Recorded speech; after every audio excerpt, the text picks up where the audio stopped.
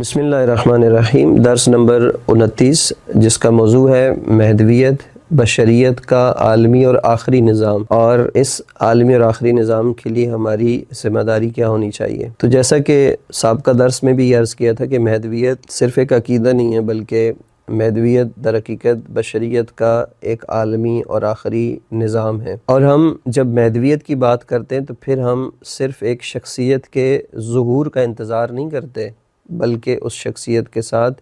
ایک ایسے نظام کا انتظار کرتے ہیں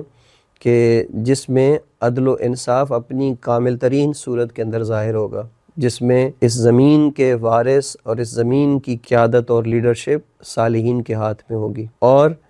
جس دور میں مادی اور معنوی ترقی اپنے عروج پر پہنچ چکی ہوگی۔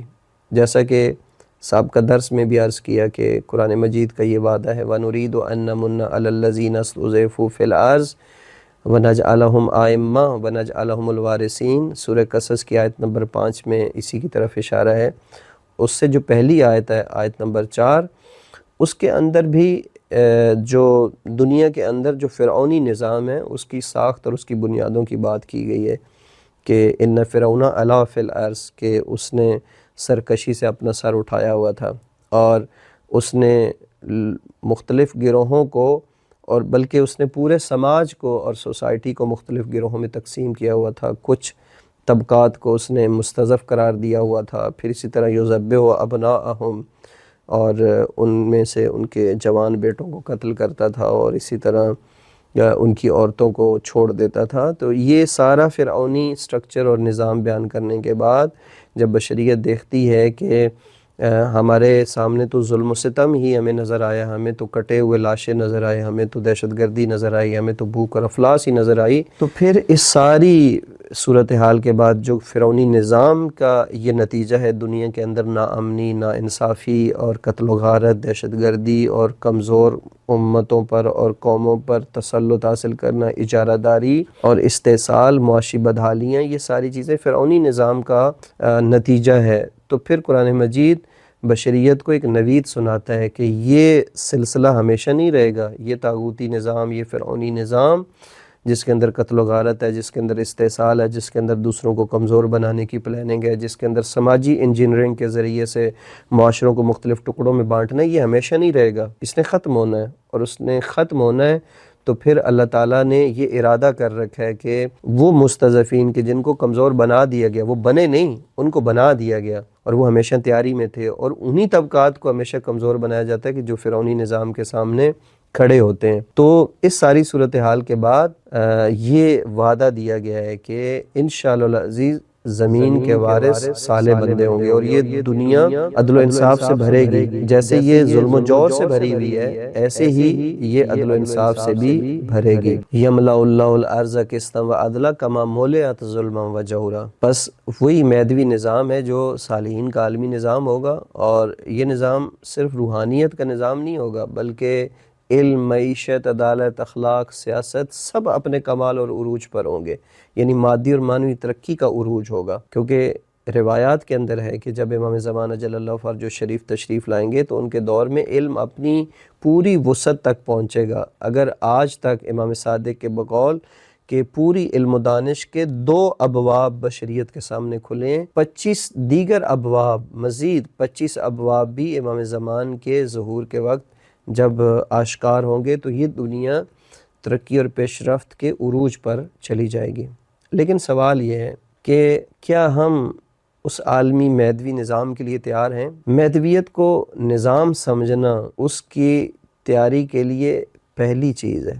کہ ہم اس مہدویت کو نظام سمجھیں۔ اگر کوئی شخص صرف یہ سمجھتا ہے کہ امام تشریف لائیں گے اور وہ ایک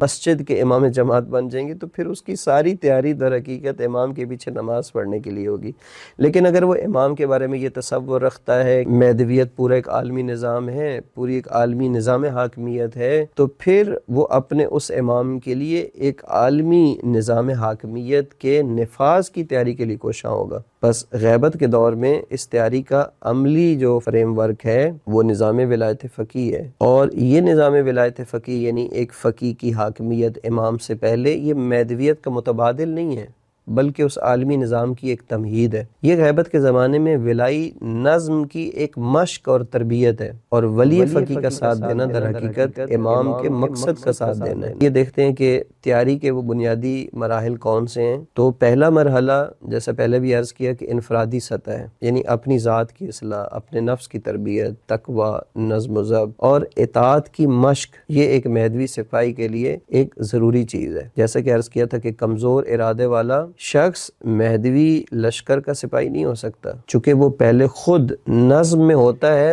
تبھی وہ اس نظام کا حصہ بنتا ہے۔ تو سب سے پہلے انفرادی طور پر نظم و ضبط کا ہونا ضروری ہے۔ دوسرا مرحلہ خاندانی سطح پر، کہ اپنے گھر کو جیسے کہ عرض کیا دارالایمان بنانا، بچوں کی تربیت کو ولائی بنیاد دینا، ایک ولائی تربیت ان کو دینا، گھر میں نظم ہے، عدل ہے، دینی شعور ہے، اس کو پیدا کرنا۔ مہدوی معاشرہ چونکہ مہدوی خاندانوں کے ایک اجتماع سے ہی وجود میں آئے گا، اس لیے ہم چھوٹے چھوٹے یونٹ سے شروع کریں، فرد سے، اور پھر خاندان، پھر اس کے بعد محلہ، پھر اس کے بعد شہر، پھر اس کے بعد بڑھتے بڑھتے ایک مملکت، اور پھر ایک پورا بر اعظم اور ایک جغرافیہ، اور پھر پوری عالمی سطح پر اس ترتیب کے ساتھ یہ ولائی نظام جو ہے وہ اپنی جگہ بناتا جائے اور بشریت کو تیار اور آمادہ کرتا جائے۔ کیونکہ اس عالمی مہدوی نظام کے لیے صرف ایک فرد کو منتظر نہیں بنانا، بلکہ ایک پورے معاشرے کو، پورے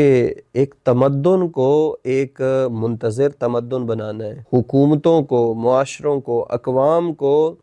اس عالمی الہی عادلانہ نظام کے لیے منتظر بنانا ہے۔ بس ایسا معاشرہ جو طاغوتی بیانیے سے آزاد ہو اور ولائی نظم کی حمایت کرے، وہی در حقیقت امام علیہ السلام کے ساتھ شامل ہوگا۔ چوتھا مرحلہ جیسا کہ عرض کیا حکومتی سطح پر، کہ جہاں کہیں بھی ولائی نظام قائم ہو اس کی تقویت کی جائے، عدل پر مبنی قوانین کی حمایت کی جائے، دینی قیادتوں کے فیصلوں کے ساتھ کھڑا ہوا جائے، اور یہی عملی طور پر مہدوی نظام کی تیاری کی ایک مشق ہے، اور ولایت فقی اسی تیاری کا ایک سیاسی اور اجتماعی ڈھانچہ ہے۔ کیونکہ مہدویت صرف دعا کا نام نہیں ہے کہ ہم صبح و شام اللہم کل ولیک الحجۃ ابن الحسن کی صدائیں بلند کریں، بلکہ یہ تو ایک منصوبہ ہے، یہ تو ایک جد و جہد ہے، یہ ایک تربیت ہے۔ جو قوم اپنے اندر نظم، عدل اور استقامت پیدا کر لے، وہی عالمی عدل کے استقبال کے قابل ہوتی ہے، وہی امام علیہ السلام کے ظہور کا استقبال کر سکے گی۔ لہٰذا ہماری ذمہ داری یہ ہے کہ ہم اپنے اندر، اپنے گھروں میں، اپنے معاشروں میں ولائی بنیاد مضبوط کریں، تاکہ جب ظہور کا وقت آئے تو ہم تماشائی نہ ہوں، بلکہ ہم اس عالمی نظام کے معمار بنیں۔ اللہ ہمیں توفیق دے کہ ہم حقیقی منتظر بنیں اور ایک مہدوی نظام کی تمہید کا حصہ بنیں۔ والسلام علیکم ورحمۃ اللہ وبرکاتہ۔